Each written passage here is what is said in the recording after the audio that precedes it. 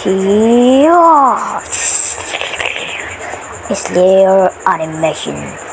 Then, hello guys, ito yung nakakatakot kong pangyayari at ikikwento ko ito sa aking video. Nakakatakot naman. Matulog din lang kaya ako. Parang may sumunod sa akin Lock ko muna to.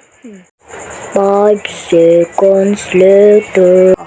Tatakutin ko tong bata na to. Ano yun? At ito pa yung isa kong video na nakakatakot. At sa video na ito, ipapakita ko na lang sa inyo.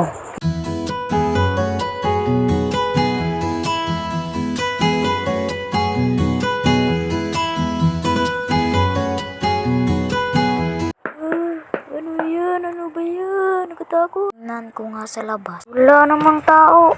Ano kaya yung nasa bubong? Natapos ng aking pinto. Thank you for watching. Mag-like ka na rin at mag-subscribe. Subscribe!